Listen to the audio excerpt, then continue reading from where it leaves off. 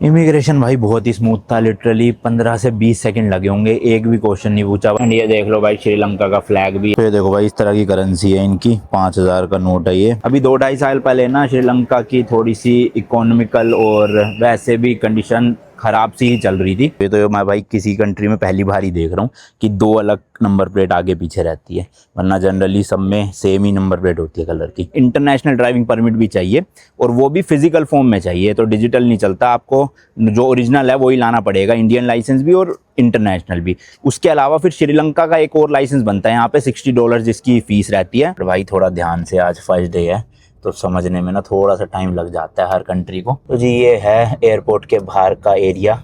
अभी तक तो फर्स्ट इंप्रेशन काफ़ी अच्छा है, साफ़ सुथरा एरिया है। भाई ये पहला टोल टैक्स आया है अभी लगभग 40 किलोमीटर चलाने के बाद। तो भाई श्रीलंका के एक्सप्रेसवे पे पहली बार मैं ड्राइव करने वाला हूँ, और यहाँ लिखा है कुछ कुरुनेगाला। वीज़ा की बात करें तो अभी एज ऑफ मार्च 2025 श्रीलंका का जो वीज़ा है वो फ्री है इंडियंस के लिए।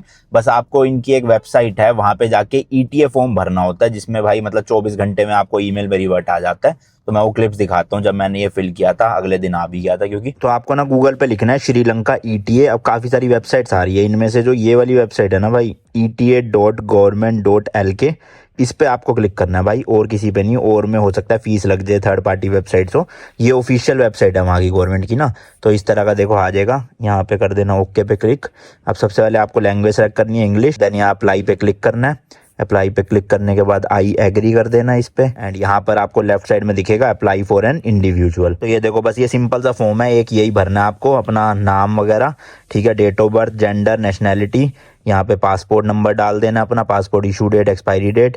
ये चाइल्ड अगर आपके साथ कोई जा रहा है तो भरना, वरना इन्हें छोड़ देना, कोई जरूरत नहीं है भरने की। फिर ये कह रहा है कि श्रीलंका में आने से पहले आप कौन सी कंट्री में थे 14 दिन। तो हम तो इंडिया में ही थे भाई, यहाँ पे इंडिया सेलेक्ट कर लेना है। वीज़ा कितने दिन के लिए चाहिए, तो यहाँ 30 डेज ही दिखा रहा है। इससे ऊपर अगर आपको चाहिए तो आपको एक्सटेंड करना पड़ेगा और उसके पैसे देने पड़ेंगे। अगर फ्री लेना है तो 30 डेज के लिए मिल जाएगा। फिर ये डेट पूछ रहा है भाई कब आओगे श्रीलंका, तो जब भी आप जाने का प्लान कर रहे हो वो कर दो। फिर ये port of departure, vessel, airline वगैरह ये छोड़ सकते हो, ज़रूरी नहीं है। अपना एड्रेस डालना है, सिटी, स्टेट, पिन कोड और कंट्री। फिर एड्रेस इन श्रीलंका में डालना है, जो भी आप होटल में रुकने वाले उसका एड्रेस।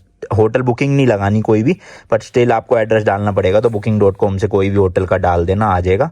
अपना ईमेल डालना है, अपना मोबाइल नंबर डालना है कंट्री कोड के साथ। उसके बाद ये पूछ रहा है वैलिड एंड रेजिडेंस है श्रीलंका का, नो। ये पूछ रहा है कि श्रीलंका में अगर आप हो वैलिड ETA के साथ, तो नहीं भैया हम तो इंडिया में हैं। और मल्टीपल एंट्री वीज़ा ऑलरेडी है या नहीं है, तो नो। तीनों नो करके इस पर क्लिक करके नेक्स्ट कर देना, बस इतना सा स्टेप था भाई। अब आपको 24 घंटे के अंदर अंदर जो है ETA मिल जाएगा। पहले ये ETA भरने के बाद ना आपको फीस पे करनी पड़ती थी, बट अब ये फीस फ्री है बिल्कुल इंडियंस के लिए और कुछ और कंट्रीज़ के लिए, तो इसलिए पेमेंट कुछ नहीं करनी पड़ेगी। 24 घंटे बाद आपको ईमेल पे ETA आ जाएगा, उसका प्रिंट आउट निकाल के ले चलना। बस ये ETA की जो रिसिप्ट है ना, इसको आपको प्रिंट आउट निकाल के ले जाना है। और मैंने ऐसा सुना है कि जब आप दिल्ली एयरपोर्ट पे बोर्ड करोगे ना, तो चेक इन काउंटर पे आपसे रिटर्न की भी टिकट मांगी जाएगी, क्योंकि वीज़ा फ्री है। तो वो कहते हैं कि आप रिटर्न की भी बुक करके जाओ ऑलरेडी। तो इसलिए मैंने आने जाने दोनों दिन की ही मतलब एक साथ ही कर ली थी। तो अब इन शॉर्ट मेरे को वहाँ टिकट दिखानी है, ETA का वो रिसिप्ट है, और मैंने 2 दिन का भी होटल भी बुक कर लिया है। कैंडी सिटी है श्रीलंका की वहाँ का। तो अगर वो मांगेंगे बुकिंग, होटल बुकिंग्स, तो वो भी मैं दिखा दूंगा। बाकी इसके अलावा मुझे लग नहीं रहा कुछ चाहिए होगा। अगर वो मांगते हैं तो फिर एयरपोर्ट पर ही चल के पता चलेगा।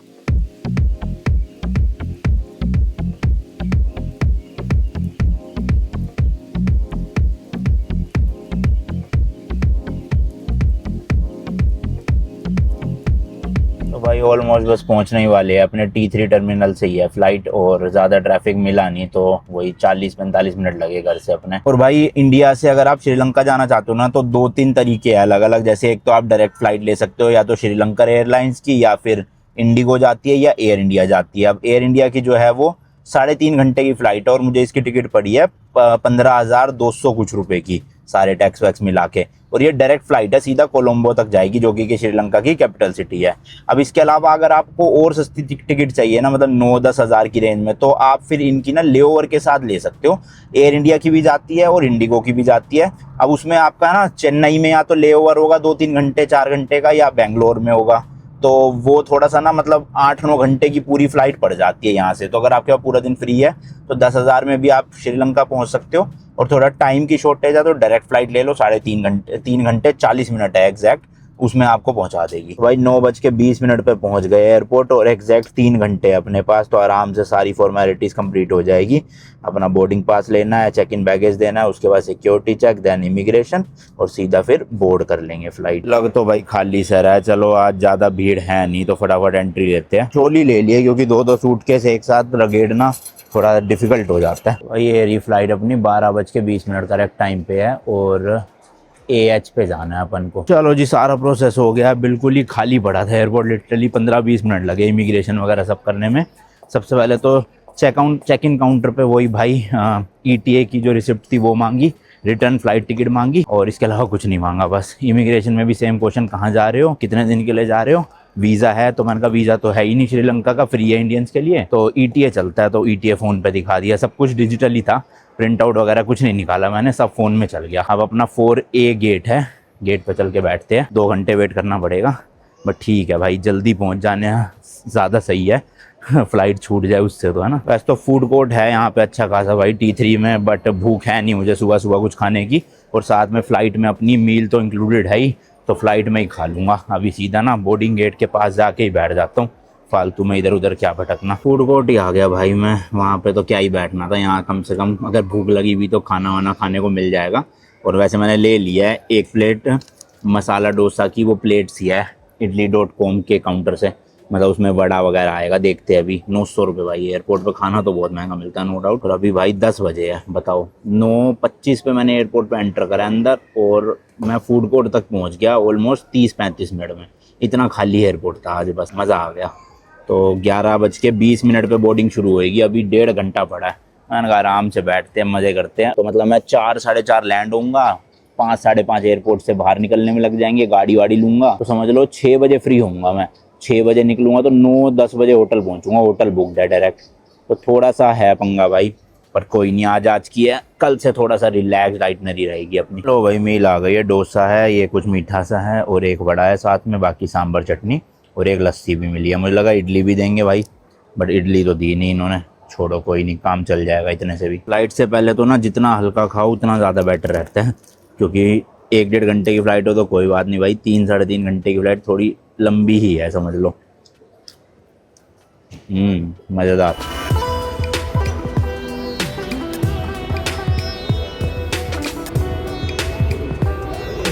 चलो जी भाई, बोर्ड कर लिया फाइनली, बिल्कुल लास्ट की सीट मिली है वॉशरूम के साथ में, स्मेल ना आए पूरे रास्ते। लेग रूम आप देख सकते हो ठीक ठाक सही है भाई, सीट भी ठीक है, हल्की फुल्की रिक्लाइन हो जाएगी, जगह तो है थोड़ी सी यहाँ पे। और बाकी इधर आपको ट्रे दे रखी है नॉर्मल, स्क्रीन कोई नहीं है, हालांकि इंटरनेशनल फ़्लाइट है, होनी चाहिए। जो एयर इंडिया के पास विस्तारा वाली फ़्लाइट्स है ना, उनमें स्क्रीन लगी हुई है इंटरनेशनल, पर हमें यही मिला है, कोई बात नहीं। और ये है A321, देख लो जी। बाकी ये होल्डर है, ज़्यादा कुछ नहीं है, बस इतना ही है। और भाई अगर आप इस फ्लाइट में राम सेतु देखना चाहते हो ना, तो दिल्ली से जब आप कोलंबो जा रहे हो तो राइट साइड वाली विंडो सीट लेना, और जब कोलंबो से वापस दिल्ली आ रहे हो तो लेफ्ट साइड वाली विंडो सीट लेना, तो आपको दोनों बार अच्छे से राम सेतु के दर्शन हो जाएंगे।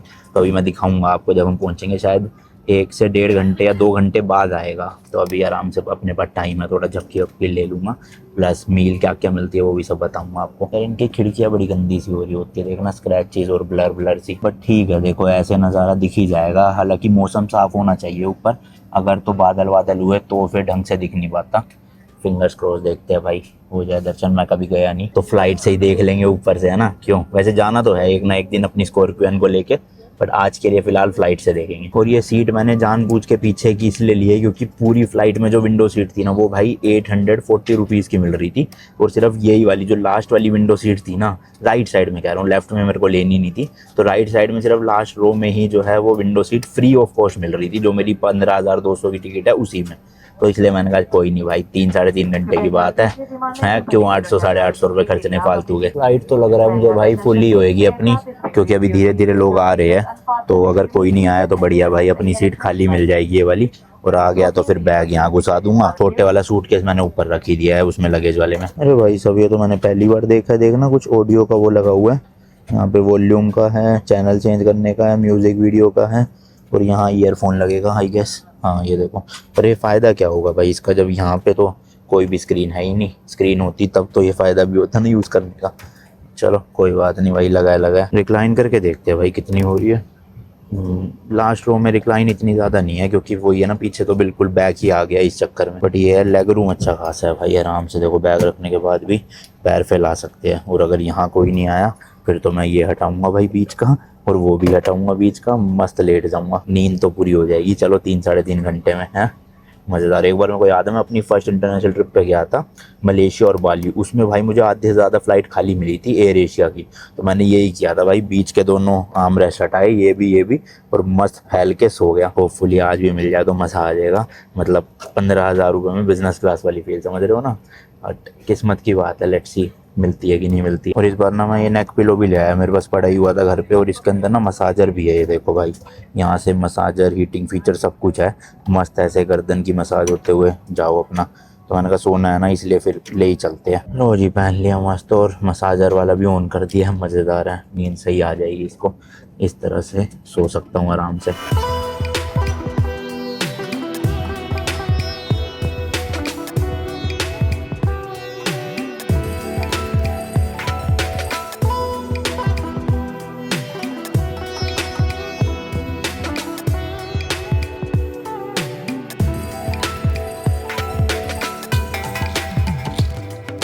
तो भाई ड्रिंक्स में तो सबसे पहले ऑरेंज जूस दिया इन्होंने, और अल्कोहल भी था, अगर किसी को वो लेना तो वो ले सकते हो इंक्लूडेड, और साथ में दिया ये क्रंची कॉर्न। चलो लो जी अपनी मील भी आ गई है, वेजिटेरियन मील में चावल आए हैं, साथ में दाल है, एक पानी की बोतल है, एक ये बन दे रखा है, बाकी चम्मच वगैरह, दही है, साथ में बटर, और एक ये मीठे में है कुछ, बटर 2 दे दिए। अच्छा जी चलो खाते हैं भाई, कुछ तो पेट में जाएगा। इंडिगो वालों से तो बेटर ही है भाई, एटलीस्ट ये बना हुआ खाना लग रहा है फ्रेश, वो तो वो रेडी टू ईट वाला डब्बा सा दे देते हैं, उसमें गर्म पानी डाल के बना देते हैं, उनका तो बड़ा बेकार लगता है भाई, उससे लाख गुना बेटर है ये गरम गरम फ्रेश।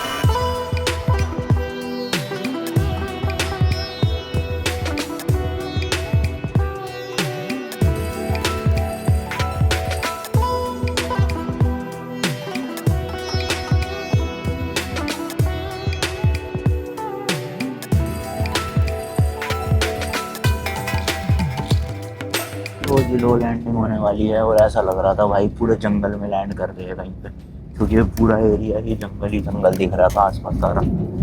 जैसे हो गया, टच डाउन हो गया, वो भाई साहब कितना शोर करता है प्लेन। चलो जी वेलकम टू श्रीलंका।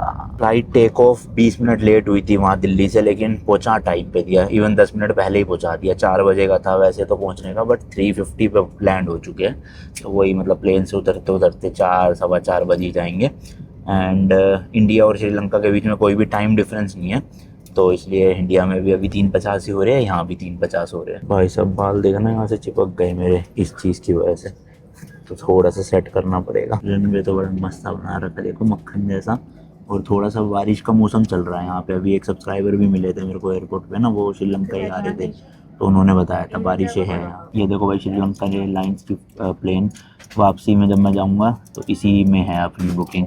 आया तो एयर इंडिया से, पर जाने की इसमें है, तो पहली बार बैठूंगा मैं श्रीलंकन एयरलाइंस में वापसी में। होपफुली भाई यहाँ पे ज़्यादा टाइम ना लगे, शायद एक अराइवल कार्ड देंगे वो, और वही भरना है, उसके बाद जो है वो डायरेक्ट एंट्री हो जाएगी अपनी। तो जी ये है श्रीलंका के जो कैपिटल सिटी है कोलंबो, उसका इंटरनेशनल एयरपोर्ट कुछ इस तरह से लगता है देखो भाई। और क्योंकि अब ये वीज़ा फ्री कंट्री है तो भाई ऑब्वियसली भीड़ भी काफ़ी ज़्यादा है यहाँ पे, मतलब बहुत सारी कंट्रीज से टूरिस्ट आया है, स्पेशली इंडिया से तो कुछ ज़्यादा ही टूरिस्ट है। और हमारा जो लगेज मिलेगा वो मिलेगा बेल्ट नंबर 3 से, पहले उससे तो भैया इमिग्रेशन होगा, फिर जाके लगेज तक पहुंचेंगे। एक ना भाई एयरलो करके ऐप है, उससे मैंने श्रीलंका की डिजिटल ऐप या फिर आप कह सकते हो ई सिम खरीद ली थी, किसी भी कंट्री की आप ले सकते हो उससे सिम, डिस्क्रिप्शन में मैंने उसका लिंक दे रखा है। तो अपना इंडिया में ही बैठे बैठे परचेज़ कर ली, और जैसे ही यहाँ श्रीलंका में लैंड हुए वो सिम जो है वो चालू हो गई भाई। तो अब अपने पास इंटरनेट है, और कॉलिंग भी नहीं, कॉलिंग नहीं है इसमें, सॉरी, कॉलिंग वाली भी थी पर वो महंगी थी तो मैंने नहीं ली। तो अपने पास इंटरनेट है फ़िलहाल अभी। तो सिम कार्ड जो वैसे लेंगे यहाँ की फ़िज़िकल, वो सिटी में जाके लेंगे, एयरपोर्ट पर तो बहुत महंगी मिलती है। अभी फ़िलहाल के लिए मैंने 2-3 दिन वाली ले लिए हैं ऑनलाइन ही। भाई सब चलते ही जा रहे, काफ़ी लंबा पैसेज है। तो ये लेफ़्ट में अराइवल गेट्स, राइट में ट्रांजिट, और बाकी ये गेट तो हमें अब लेफ़्ट में जाना है भाई। एयरपोर्ट तो ओवरऑल अच्छा बना हुआ है यहाँ का, बट चलना बहुत पड़ रहा है इसमें। लो जी लगेज बेल्ट पे भी आ गया हूँ मैं, होपफुली जल्दी आ जाए बस अपना बैग, थोड़ा उधर चलते हैं कोने में, यहाँ तो भीड़ लगा रखी है भाई लोगों ने। इमिग्रेशन भाई बहुत ही स्मूथ था, लिटरली 15 से 20 सेकंड लगे होंगे, एक भी क्वेश्चन नहीं पूछा, बस पासपोर्ट देखा और बोर्डिंग पास देखा, स्टैम्प मार दिया एंट्री का, देख सकते हो आप इस तरह का। और इसमें डेट तो नहीं लिखी हुई कि एग्जिट कब तक करना है, बट 30 लिखा हुआ है, तो इससे मुझे जहां तक लग रहा है कि 30 दिन तक मैं रह सकता हूँ यहाँ पे वीजा फ्री। तो ना इन्होंने भाई ETA चेक करा, ना ही होटल रिजर्वेशन चेक करी, ना ही रिटर्न टिकट चेक करी, बस वो इंडिया में ही जो चेक इन वाले होते हैं ना, उन्हीं को थोड़ा सा वो होता है कि सब चेक करना है। यहाँ आके कुछ भी नहीं लिया, बस आप आओ, पासपोर्ट दिखाओ और बैठ मतलब एंट्री कर लो। बट इंडिया में अगर आपको चेक इन लेना तो ऑब्वियसली भाई वहाँ पे ETA भी मांगेंगे वो, तो इसलिए ETA कर लेना, फ्री है और लिटरली 5 मिनट लगते हैं। मैंने आपको प्रोसेस दिखाई दिया। एक तो आजकल बैग्स का पता ही नहीं चलता भाई, सबके सेम से बैग होते हैं। अब मुझे लग रहा है मेरा सूटकेस, नहीं ये टैग मेरा नहीं है, पर ऐसा सही है मेरा सूटकेस भी, वही है। थोड़ा ना कुछ करना पड़ेगा मुझे भी, ऐसा स्टिकर या टैग लगाना पड़ेगा ताकि और किसी का मतलब मिक्स मैच ना हो जाए। आ गया जी, आ गया अपना सूटकेस भी। लिटरली 25 मिनट लग गए, बताओ 25 मिनट से वेट कर रहा था मैं, मुझे लगा कहीं खो ना दिया हो इन्होंने, बट आ ही गया फाइनल। आ जा बेटा आ जा, चलो। तो ये देखो भाई, टैक्सी अगर आपको करनी हो तो एक ये है, और साथ में ऊबर भी चलती है S2 गेट पर। मुझे जाना है भाई S1 गेट से, क्योंकि जैसे कि मैंने आपको बताया था कि भाई हम श्रीलंका की रोड ट्रिप करने वाले हैं, तो जो गाड़ी है अपन को वो S1 गेट पे जाना है, वो मेरे को लेने आएंगे। पता नहीं मिलेगी कहाँ से, यहीं एयरपोर्ट के बाहर से या थोड़ा दूर से, तो चलते हैं S1 गेट ढूंढते हैं कहाँ है। कुछ खास ना फैसिलिटीज़ वगैरह नहीं है, वैसे एयरपोर्ट बड़ा सा था, पर बाहर निकलते ये देखो एक करेंसी एक्सचेंज है यहाँ पे, पीपल्स बैंक है, 1-2 बैंक और है, थॉमस कुक है, तो सिम कार्ड वगैरह भी आपको सब कुछ यहाँ मिल जाएगी। मैं सोच रहा हूँ थोड़ी सी करेंसी ना चेंज करवा लेता हूँ भाई, डॉलर मेरे पास पड़े हैं तो थोड़े बहुत ले लेता हूँ रास्ते के लिए अभी। वैसे तो ऑब्वियसली ये रेट काफ़ी ज़्यादा ख़राब देंगे। अभी जो गूगल का रेट है वो इंडिया के 1 रुपये यहाँ के लगभग 3.3 रुपीज़ के आसपास बनते हैं, जो श्रीलंका की करेंसी है। तो एक काम करते हैं, 50 या 100 डॉलर्स अभी चेंज करवा लेता हूँ, बाकी सिटी में जाके चेंज करवाएंगे। यहाँ देखते हैं क्या रेट दे रहे हैं। तो भाई इन्होंने $100 के दिए मुझे, 29,140 श्रीलंकन रुपीज़। तो ये देखो भाई, इस तरह की करेंसी है इनकी, 5,000 का नोट है ये, मतलब यहाँ के 5,000 है। अब इंडिया के करने हैं तो इसको आप 3.3 से डिवाइड कर लेना, इंडियन करेंसी निकल आएगी। ये देखो 20 का नोट भी है, फिर 100 का नोट भी है, और पीछे भी और नोट है। गूगल पे दिखा रहा है $100 29,420 श्रीलंकन रुपीज़, इन्होंने दिए है 29,140, यानी ऑलमोस्ट 300 रुपये कम दिया, जो इंडिया के 100 रुपये बनते हैं। तो ठीक है चलो, मतलब इतना भी गंदा रेट नहीं मिला। सिटी में भी फिर करवा ही लेंगे, या फिर ATM कार्ड है ही, और जहाँ जहाँ क्रेडिट कार्ड से पेमेंट हो जाएगी वहाँ क्रेडिट कार्ड से कर देंगे।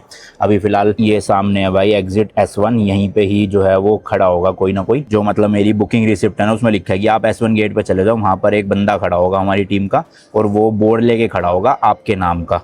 तो चल के ढूंढते हैं भाई, पहली बार कोई ऐसे मेरा वेट कर रहा है बोर्ड लेके, मैं तो मूवीज़ में ही देखा था बस। ये देखो भाई, सिम कार्ड के लिए भी ना 4 काउंटर बने हुए हैं, हच का है, डायलॉग का है, डायलॉग के 2 एक्चुअल में, और एक लास्ट में हो रहा है वो देखो SLT मूव करके, बट छोड़ो अपन को ज़रूरत नहीं है। बट आप अगर जैसे यहाँ से कोलंबो सिटी जाना चाहते हो तो इंटरनेट के लिए सिम ले सकते हो, पर मेरे को ज़रूरत है नहीं, मैंने ऑलरेडी ई सिम ले लिया है, बिकॉज मैं हूँ स्मार्ट ट्रैवलर। बाहर भी है भाई, यहाँ पे खाना पीना लेना हो कुछ, बट सीधा बाहर निकलते हैं। काफ़ी सारे लोग खड़े तो है वो रे सामने भाई, पर मेरा बोर्ड लेके तो कोई दिख नहीं रहा, बाहर जाके देखते हैं। तो भाई यहाँ पे तो कोई नहीं है, फिर मैंने इनके कस्टमर केयर पे फ़ोन करा, जो मैंने जिन कंपनी से गाड़ी बुक करी है ना, एस रेंटा कार करके है, मतलब वेबसाइट मैंने VIP कार से करी है, लेकिन जो गाड़ियों के कंपनी ओनर है जो भी यार समझ लो तो वो एस रेंटा कार है। तो वो कह रहे हैं कि हमारे एग्जीक्यूटिव पहुंच चुके हैं, आपका नंबर दे देता हूं मैं। तो मेरे पास इंडिया वाली सिम थी भाई एयरटेल की, उसमें इंटरनेशनल रोमिंग डलवा रखी है मैंने, तो उससे कॉल करा था मैंने उनको। अब वो मेरा ये नंबर उनको दे देंगे तो वो मेरे को कॉल करेंगे भाई। होने तो यहीं कहीं चाहिए, पर पता नहीं पर्चा लेके नहीं खड़े हुए, तो कैसे पता चलेगा भाई। तो भाई ये जो व्हाइट शर्ट में जा रहे हैं भैया, लंकेश नाम है इनका, ये आए हैं लेने के लिए। एक्चुअल में यहाँ से जो प्लेस है ना जहाँ से गाड़ी पिक करनी है मुझे, वो है 6 किलोमीटर दूर। तो इन्हीं कंपनी वालों की शटल बस आती है एयरपोर्ट से आपको लेने के लिए, अगर आप बुक करते हो तो वो शटल बस 5-10 मिनट में आने वाली है। तो शटल बस में जाएंगे और फिर वहाँ से गाड़ी पिक करेंगे। गाड़ी कौन सी है वो भी वहाँ जाके बताऊँगा। वो ऑब्वियसली भाई स्कॉर्पियो तो आएगी नहीं, क्योंकि अगर मैं बाई शिप कंटेनर में भिजवाता तो लगभग 7-8 लाख रुपए तो श्रीलंका लाने के लग जाते और 7-8 लाख ही जाने के लग जाते। तो मतलब 15-16 लाख रुपए भाई शिपिंग में फूकने से अच्छा मैंने सोचा यहीं आके यहीं गाड़ी रेंट पे लेते हैं।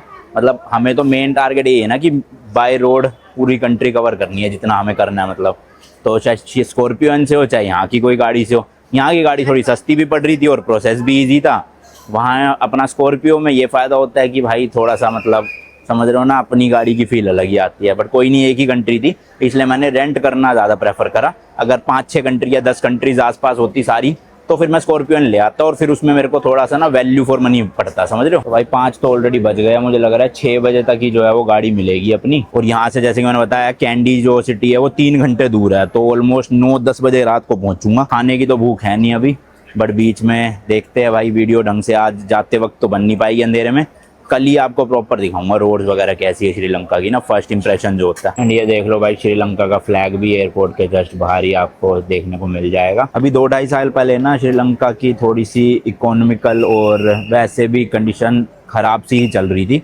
बट अब मुझे लग नहीं रहा यहाँ पे कुछ भी प्रॉब्लम है। प्रॉपर टूरिस्ट आ रहे हैं और फॉरेनर्स तो बहुत आ रहे हैं, स्पेशली इंडिया के थ्रू आ रहे थे, मतलब इंडिया से यहाँ आए हैं काफ़ी फॉरेनर हमारी वाली फ्लाइट में। तो टूरिज्म पॉइंट ऑफ व्यू से देखोगे तो सेफ है भाई बिल्कुल। बाकी मैं 10-11 दिन करूँगा ही, तो आप अच्छे से देख ही लेना सब चीज़ें। और एक्सपेंस के बारे में बात करें तो भाई मेरे को अभी जहाँ तक लग रहा है कि इंडिया से थोड़ा सा सस्ता ही होगा, जिस हिसाब से मैंने होटल्स वगैरह देखे हैं यहाँ पे। पर जो हाँ मेन टूरिस्टी एरिया है वहाँ पे थोड़ा महंगा है सब कुछ। बाकी लेट्स सी, अगले 11 दिन मतलब 11 व्लॉग्स में बने रहना, आपको अच्छे से पूरा श्रीलंका का टूर देंगे। तो भाई ये गाड़ी लेने आई है टोयोटा की कैमरी है शायद से, जहाँ तक मुझे लग रहा है। चलो जी, अब 6 किलोमीटर इसी में जाना है। लग तो कैमरी रही है भाई, मुझे तो पीछे पढ़ा नहीं मैंने नाम। अच्छा चलो मैं भी बता ही देता हूँ, मैंने भी कैमरी ही बुक करी हुई है भाई चलाने के लिए। एक तो टोयोटा रिलायबल, ऊपर से बढ़िया भी चलती है। This is Camry, Toyota Camry. This is Toyota Prius. Prius, okay या। सो चलो भाई देखते हैं अब जाके। वैसे तो उसमें ना बुकिंग के टाइम पे लिखा होता है, या तो जैसे मैंने कैमरी बुक करी है तो अगर कैमरी अवेलेबल होगी तो वो कैमरी देंगे वहाँ पे, या उसी से ही सिमिलर मिलती जुलती कार देंगे।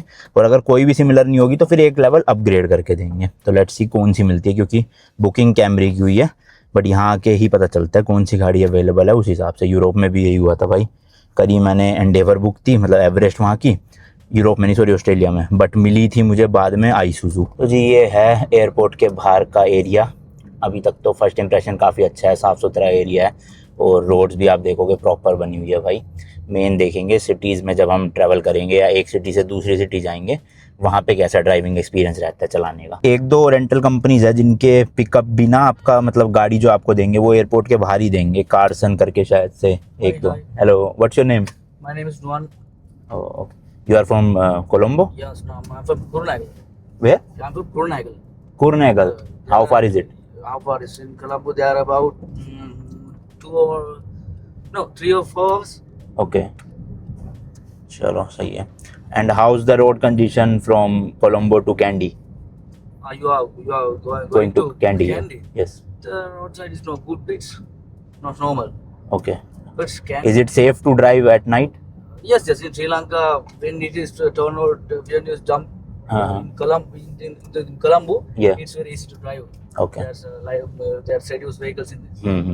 और मेन तो भाई यही है कि यहाँ पे एक तो स्टेयरिंग व्हील राइट साइड में ही है इंडिया की तरह, एंड ड्राइविंग भी आप देखोगे तो सेम रूल्स ही फॉलो होते हैं इंडिया वाले, यानी कि इस लेन में हमें उधर चलानी है एंड ओवरटेक भी राइट से करनी है। तो हमें तो वैसे कोई दिक्कत नहीं होगी। खैर मुझे तो उसमें भी दिक्कत नहीं है, क्योंकि अगर आप अपोजिट रोड पे भी चलाते हो ना इंडिया के, तो आपको 10-15 मिनट का थोड़ा सा माइंड को बस वो करना पड़ता है, उसके बाद भाई आदत लग जाती है। अब मैंने यूरोप में चलाया, ठीक है, फिर उसके बाद चाइना वाइना में इतनी जगह चलाई, तो वही 10-15 मिनट का खेल होता है ड्राइविंग का बस, उसके बाद सेट हो जाता है माइंड। बट यहाँ तो वो भी नहीं करना भाई, क्योंकि इंडिया वाले ही है रूल सारे के सारे। तो अगर आपको भाई एयरपोर्ट से कोलंबो सिटी जाना है ना, तो आप बस भी ले सकते हो, टैक्सी भी, शटल भी चलती है, और अराउंड यहाँ से 20-25 किलोमीटर दूर है, तो वही आधा घंटा 40 मिनट के आसपास लगेंगे। बट अभी कोलंबो जाने का फ़ायदा नहीं है, क्योंकि फिर वहाँ से कैंडी थोड़ा और दूर पड़ेगा, तो बेटर है मैं एयरपोर्ट से ही कैंडी चला जाऊँ, क्योंकि होटल बुक मेरा कैंडी का ही है। तो यहाँ से बस सीधा गाड़ी की फॉर्मेलिटीज़ कंप्लीट करके गाड़ी पिक करूँगा। और फ्यूल मेरे ख्याल ये फुल ही देते हैं, जब आप वापस करोगे तो फिर आपको भी फ्यूल करके देना पड़ता है, तो फ्यूल भरवाने की ज़रूरत पड़ेगी नहीं, सीधा यहाँ से 2.5-3 घंटे में कैंडी पहुँच जाऊँगा।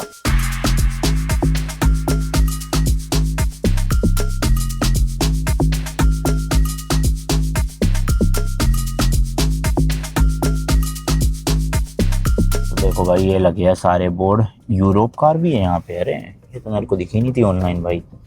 तो यहाँ पे इन्होंने ना वो मतलब पार्किंग वार्किंग बना रखी होगी एयरपोर्ट से थोड़ा सा दूर में, जहाँ सारी गाड़ियाँ खड़ी होती है, तो यहीं से ही देते हैं। देखो कितने सारे लिखे हुए हैं ना ये सारे। ग्रीनरी बहुत है भाई श्रीलंका में, मज़ा सा आ गया। और अभी तो शाम हो गई है, टेम्परेचर का पता नहीं चलेगा, कल दोपहर को पता चलेगा गर्मी कितनी है यहाँ पे। चलो जी, सारी फॉर्मेलिटीज़ हो गई है, अब हम गाड़ी देखने जा रहे हैं एक बार एंड फाइनल करके फिर लगेज वगैरह लोड करके निकलते हैं भाई। ऑलमोस्ट अंधेरा होने वाला है, 6:15 हो गए हैं, तो वही 9-10 बजे जैसे कि मैंने बताया था। हे डेनवर, हाय। हेलो। तो ये जो है हमें अपनी गाड़ी दिखाएंगे। अच्छा, कैमरी नहीं है, which car? This one, okay. तो है सिडानी भाई और है टोयोटा, बट ये हाइब्रिड वाली है, so petrol plus hybrid, right? Okay, very economic vehicle. Okay. So ये थोड़ी सी भाई एवरेज भी अच्छी देगी अपने को। नाम है, अच्छा कोरोला ही तो है, टोयोटा कोरोला, ओके। सही है भाई। These are legal in Sri Lanka? Tinted, ओ यहाँ पे लीगल है भाई, ब्लैक गाड़ी वो शीशे। चलो तो एक बार ओके, या एक बार भाई वीडियो ले लेंगे चारों तरफ से, कोई स्क्रैचेस डेंट्स होंगे तो वो अभी जो भी है वो शो हो जाएंगे। वैसे तो मैंने ना इन जहाँ से जिस वेबसाइट से बुक करा है वीआईपी कार से, वहाँ से मैंने एक इंश्योरेंस एक्स्ट्रा भी ले लिया कि मान लो मेरे से एक्सीडेंट होता है या कुछ भी स्क्रैच व्रैच लगता है, तो वैसे तो इंश्योरेंस इनका भी कवर्ड रहता है, बट ये कुछ एक अमाउंट होता है, आई गेस पता नहीं 1000 या $1200, मतलब 1 लाख रुपए के आसपास, तो वो आपको पे करना ही पड़ेगा अगर उतना अमाउंट बन रहा है। उसके ऊपर का जितना बनेगा वो रेंटल कंपनी पे करती है, बट मैंने वीआईपी कार से उस $1000-1200 का भी जो है इंश्योरेंस ले लिया।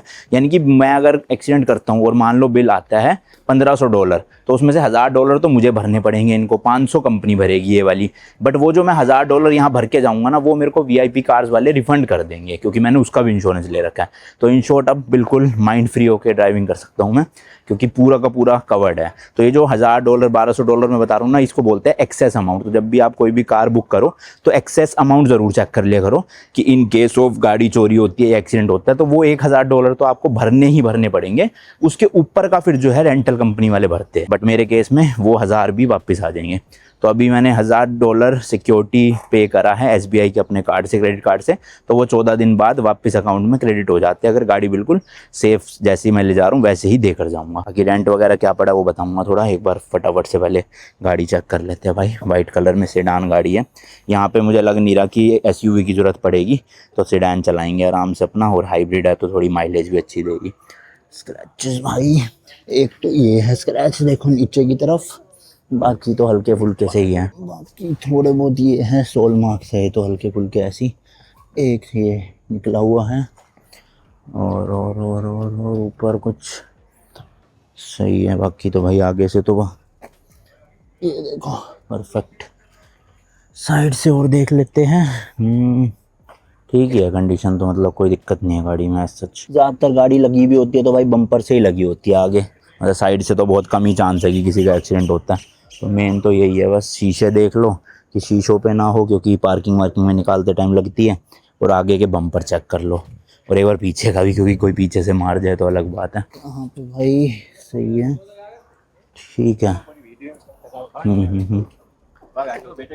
सही है जी, यहाँ से भी सही है। बाकी ये साइड और देख लेते हैं, शीशा सही है, शीशा इधर से बस एक वही है मेन तो भाई छोटा सा, ये देखो, बाकी तो ऑलमोस्ट सही है सारी गाड़ी। या दैट्स गुड। तो ये ऑफिस है। तो मैंने जो बुकिंग करी है वो करी है एस रेंटा कार से, वीआईपी कार्स के थ्रू। आप डायरेक्टली वैसे एस रेंट से भी कर सकते हो या फिर वीआईपी के थ्रू भी कर सकते हो, जो भी चाहो। और रेंट वेंट वो सब बताऊंगा। अगले 11 दिन मैं ड्राइव करने वाला हूँ भाई श्रीलंका की सड़कों पे।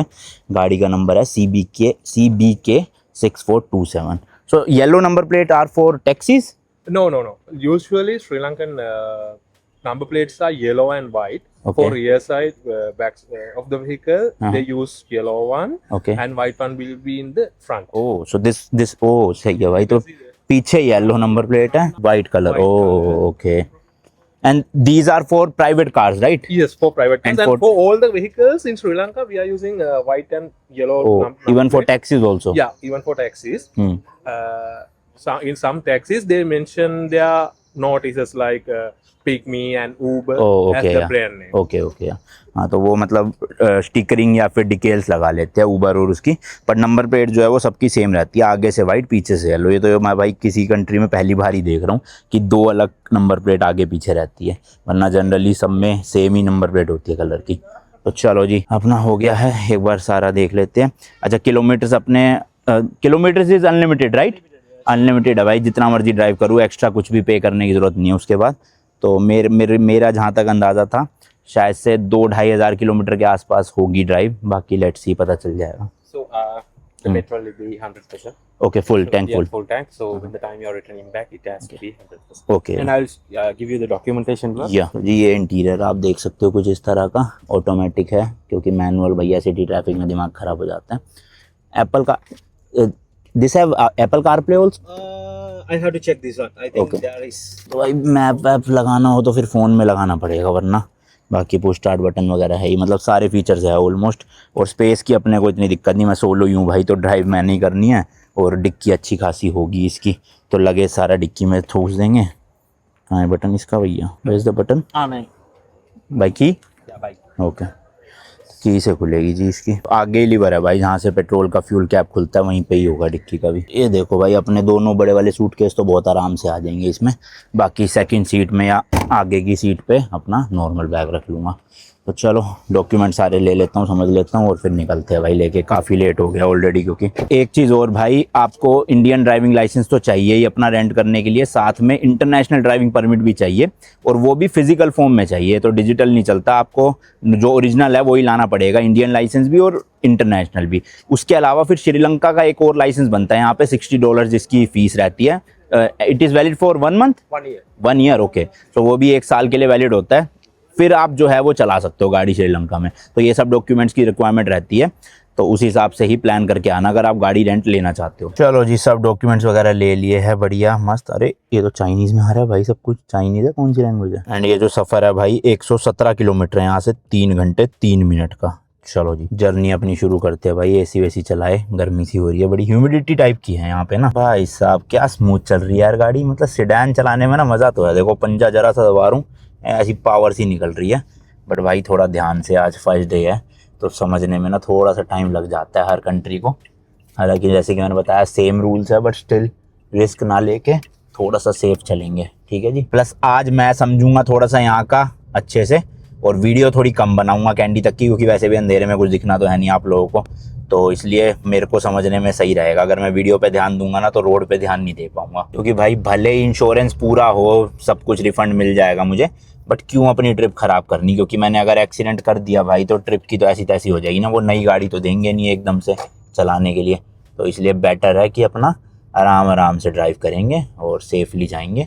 प्लस फ़ोन लगाने का भी मैं जुगाड़ लेकर आया हूँ यहाँ पे, वो लगा दूंगा मैं होल्डर, मोबाइल होल्डर, ताकि ऐसे चलाते हुए वीडियो ना बनानी पड़े, क्योंकि पुलिस ने रोका तो चालान हो सकते हैं। कैमरा मुझे नहीं लग रहा है यहाँ होंगे इतने ज़्यादा, बट वैसे पुलिस ने देख लिया वीडियो बनाते हुए या फ़ोन चलाते हुए तो दिक्कत हो जाएगी। तो आज जाके होटल में मैं लेकर आया हूँ, मेरे बैग में पड़ा है वो अडेप्टर, सॉरी अपना होल्डर, तो वो लगा लूँगा, फिर उसके बाद कल से बढ़िया हो जाएगा सीन। हाइब्रिड गाड़ी है भाई, मिनिमम मतलब 20-22 की तो एवरेज देगी पर लीटर। तो देखो फुल टैंक करवा के दिया इन्होंने मुझे, और 574 की रेंज दिखा रही है, चलेगी 700-800 के आसपास, उन्होंने भी यही बोला है। और ये गाड़ी चल चुकी है भाई 83,000, तो टोयोटा के लिए 83,000 तो भाई कुछ भी नहीं है। समझ लो नॉर्मल गाड़ियों के जो 20-30 हज़ार होते हैं टोयोटा के इंजन के लिए, वो 1 लाख होता है।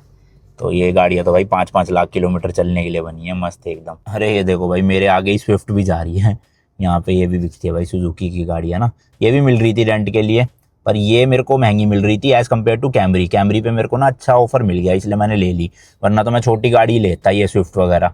पर जब महंगी मिल रही है छोटी गाड़ी तो उससे अच्छा तो सेडान लेंगे ना भाई, चलाने में ही मज़ा और थोड़ी लग्जरी भी लगती है। टोटल भाई मैंने $600 पे करे हैं 11 दिन के, और प्लस में $100 मैंने वो इंश्योरेंस के अलग से करे, जो मैं आपको बता रहा था ना एक्सेस वाले, तो यानी $700 की मुझे पड़ी है, ऑलमोस्ट 58-59,000 रुपीज़ 11 डेज। तो पर डे आप देखोगे 5,000 रुपये के आसपास पड़ रही है ये मुझे, जिसमें मेरे को फ्यूल का और टोल वोल का अलग देना। अरे टोल का पूछना भूल गया यार, यहाँ क्या चलता है, फास्टैग जैसा कुछ तो सिस्टम होगा इनका।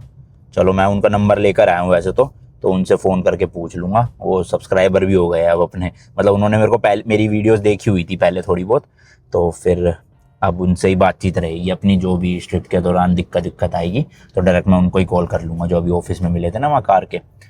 सही है भाई। अब क्या कह रहा था मैं, कुछ तो बोल रहा था, हाँ मैं कह रहा था कि इंडियन रेस्टोरेंट शायद से कैंडी में मिल जाएगा 9-9:30 जब मैं पहुँचूँगा, तो डिनर कर लूँगा डायरेक्ट, फिर होटल जाऊँगा सीधा।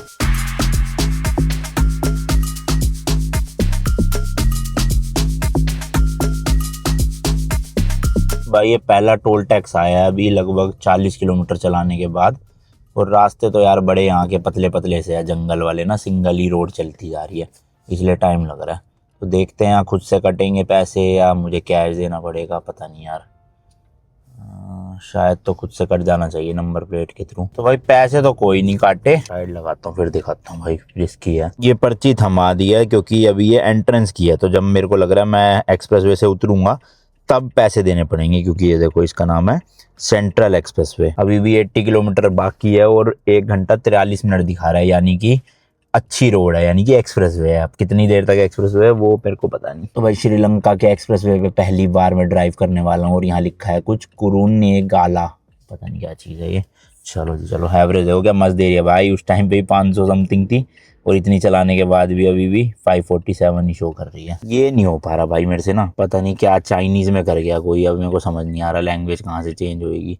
ढूंढता हूँ यार, थोड़ी देर ना रुकूँ, गानों के बिना ऐसे बोरियत सी हो रही है बड़ी। देखना कितने ऑप्शन है भाई, पता ही ना चले किसी को। पर यार ऐसे एक्सप्रेसवे पे खड़ा होना भी सेफ नहीं है। चलता हूँ, एक्सप्रेसवे उतरेंगे ना जब, उसके बाद कोई सिटी विटी आएगी तो वहाँ पे देखी जाएगी।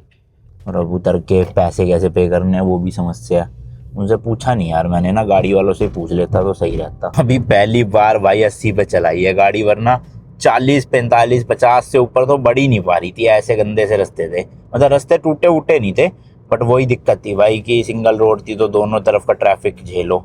पर अब सही है भाई, मज़ा आ रहा है एक्सप्रेसवे पे चलाने का। ज़्यादा लंबा नहीं है शायद एक्सप्रेसवे ना ये।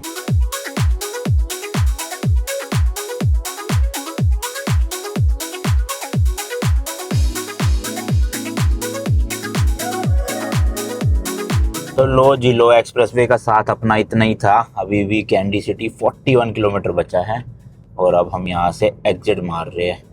गूगल मैप पे दिखा रहा है 1 घंटा 15 मिनट, यानी कि नॉर्मल रोड होने वाली है जिसमें वही 35-40 यही स्पीड मेंटेन होगी। पर एक्सप्रेसवे तगड़ा था भाई, मस्त डिस्टेंस कवर हो गया इसमें ना 15-20 मिनट के अंदर अंदर ही। 20 मिनट तो नहीं, आधा घंटा चलाई होगी शायद मैंने इस पर अच्छा खासा डिस्टेंस हो गया, 35 किलोमीटर के आसपास का। हाँ वापस से भाई वही सिंगल रोड पे आना पड़ेगा लग रहा है मेरे को। तो भूख लग रही है बहुत तेज, ऊपर से नींद भी आ रही है खतरनाक। ना रात को सोया ना फ्लाइट पे ढंग से सो पाया, और आज पूरा दिन वैसी ट्रैवलिंग, अब गाड़ी चलाओ। हो नींद में भरा पड़ा हूँ मैं तो खिड़की खोल लेता हूँ भाई, जैसी नींद आने लगती है ना तो बाहर की हवा आती है, शोर आता है तो उससे नींद वो हो जाती है एकदम गायब। लो जी लो, ये एक्सप्रेसवे का टोल आ गया है। अब यहाँ पे वो पर्ची दिखानी है, पेमेंट का देखते हैं क्या सीन बनता है। तो भाई कैश में पेमेंट हो गई है, 300 श्रीलंकन रुपीज़ लिए उन्होंने, इंडिया के 100 रुपये से थोड़ा कम। और कितना, 35 किलोमीटर के एक्सप्रेसवे के लिए। तो वही भाई 3 रुपये पर किलोमीटर पड़ गया। देख लो यहाँ का सिस्टम। और यहाँ ये नहीं मुझे पता कि कैश में डबल लेते हैं, सिंगल लेते, क्या लेते। जैसे इंडिया में तो फास्टैग ना हो तो कैश दोगे तो डबल लेते हैं भाई, हो सकता है यहाँ पे भी ऐसा कुछ हो। ठीक है जो भी है। अब देखो इस तरह की रोड चलेगी, इसमें क्या है ना, थोड़े थोड़े किलोमीटर बाद ऐसे छोटे छोटे शहर आते रहते हैं, पर रोड सिंगल ही रहती है, तो इसलिए स्पीड वही 30-35 की ही मेंटेन कर पाता है बंदा। अब ऐसे ही चलना पड़ेगा।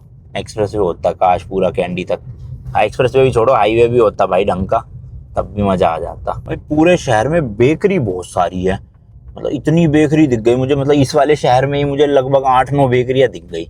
चलो रोकता हूँ यार किसी बेकरी पे, देखते हैं क्या मिल रहा है। पैटीज तो नहीं मिलेगी, क्या पेस्ट्री मिल जाएगी, क्या पता पेस्ट्री खाते हैं। ये देखो भाई इस तरह की बेकरी है, काफ़ी चीज़ें मिल रही है, ब्रेड्स बहुत जगह मिल रही है, केक भी है, ये रे fruit cake, but fresh pastries पता नहीं। देखो ये चीज़ें है तो, बट भाई वेज नहीं है, ये भी चिकन वाला है, ये भी सॉसेजेस है। तो एक तो ये बादाम मिल्क मिल गया। Do you have anything vegetarian?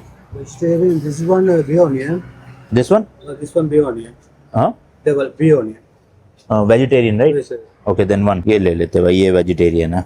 इसके साथ में ये बादाम मिल्क, एक भाई ये ले लिए फन फ्लिप्स जैसा पैकेट, और ये बंद सा दिया है, बाकी बादाम शेक और एक पानी की बोतल। टोटल आया 450 श्रीलंकन रुपीज़। मोटा मोटा भाई 150 रुपये के आसपास हो गया। सही है, मतलब वही इंडिया के आसपास ही प्राइसेस है। देखे जरा भाई क्या है इस ब्रेड में, कोई लग तो नहीं रहा अंदर है, मेरे को लग रहा प्लेन सी ब्रेड है बस। ये अंदर वो है हल्का सा प्याज टमाटर की ना मसाला सा बना के, टेस्टी लग रहा है। 1.5 घंटा भूख कंट्रोल हो जाएगी। सही है यार ये चीज़ तो। बढ़िया काम कर गया। चलो भाई तुक्के मार मार के फोन कनेक्ट कर ही लिया, कम से कम गाने सुनूंगा।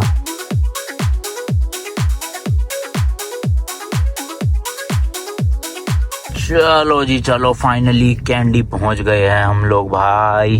अपना होटल जस्ट आने ही वाला है, 400 मीटर की दूरी पे है। बैंड बज गई भाई सही में, ऑलमोस्ट 3.25 घंटे लग गए और एक बार ही ब्रेक ली बीच में, वो 5 मिनट की, बस लगातार चला रहा हूँ जब से। सही में हालत खराब हो गई है भाई। यहाँ दिखा रहा है होटल, तो पता नहीं ऊपर कहाँ, पतले से रास्ते में देखना, चढ़ा दूँ क्या भाई। सीडान गाड़ी है, कहीं पता चले फंस जाए ऊपर जाके, उल्टी ला भी नहीं पाऊंगा मैं तो। ये एसयूवी तो कहीं से भी उतार चढ़ा सकते हैं, इनका समस्या रहती है।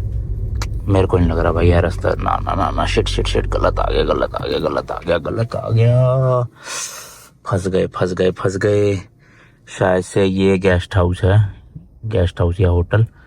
और रास्ता, अरे इधर जा तो रहा रास्ता। एक काम करता हूँ, गाड़ी तो लगाऊँ आगे यहाँ पे, फिर देखेंगे कहाँ जाना है। भाई गूगल मैप ने तो गलत रोड पे चढ़ा दिया था। अब मैंने ओनर को फोन किया, उन्होंने बताया तो डोनट बेकरी थी एक नीचे मेन रोड पे ही, उसके साथ वाली ये जो रोड चढ़ रही है इस पे चढ़ना था। भाई साहब कुछ ज्यादा ही ऊपर है ये तो मैनुअल गाड़ी होती मेरे से तो चढ़ती भी ना, इतनी स्ट्रेट वो है। तो ये है होटल भाई। चलो यहाँ तो लाइटें लूटे लग रही है, शुक्र है। नीचे तो पूरा ऐसा था जैसे जंगल ही हो। ये है भाई द हिल्स करके, एंड ये प्रॉपर्टी है। सुबह दिखाऊंगा, अभी तो क्या दिखाऊंगा, रेस्टोरेंट भी नहीं गया मैं, तो रेस्टोरेंट जाना है। पहले मैंने सोचा चेक इन कर लेता हूँ, कहीं ओनर सो ही ना जाए। अच्छा हुआ ही गया, क्योंकि रास्ता मिलता नहीं अगर वो सो चुके होते। भाई मार्केट तो हो गई है पूरी की पूरी बंद है। एक रेस्टोरेंट दिखा तो रहा है कि 11 बजे तक खुला है, बट मार्केट के हालात देख के लग नहीं रहा कि वो खुला होगा, गलत टाइम डला हुआ होगा उसमें भी। हे भगवान जी प्लीज मिल जाए खाना, आज तो हालत खराब हो जाएगी वरना। ये रहा खुला है क्या, गोल्डन करी है दिख रहा है सामने है, तो यही भाई लग भी रहा शायद खुला हो। देखो भाई ओपन लिखा और लोग भी बैठे हैं, इसका मतलब 11 बजे तक का ही टाइम है। शुक्र है भाई खाना तो मिलेगा। हाँ चेक इन कर आया मैं, अच्छा वो पहले, क्योंकि भाई चेक इन का भी टाइम 10 बजे तक का था, वरना चेक इन भी नहीं मिलता। तो सही दिमाग लगा दिया भाई। ये भी बंद ही होने वाला था, बड़ी मुश्किल से उन्होंने कहा चलो खिला ही दो। तो टेस्ट अच्छा नहीं था इतना, बट खाना मिल गया काफी यार। हाँ पूरा सुनसान है बाजार इस टाइम पे, और मेरे होटल से 4 किलोमीटर दूर है भाई सिटी सेंटर, क्योंकि होटल थोड़ा सा ऐसे आउटस्कर्ट्स में है, ऐसे पहाड़ के ऊपर कहीं पे। तो चलो चलते हैं, थकान बहुत ज्यादा हुई पड़ी है, सोऊंगा जाते ही अब सीधा। भाई खत्म करते हैं इस वाली वीडियो को, मिलता हूँ नेक्स्ट व्लॉग में। Till then goodbye and as always, तीखे रास्तों पे नहीं पड़ना पीका।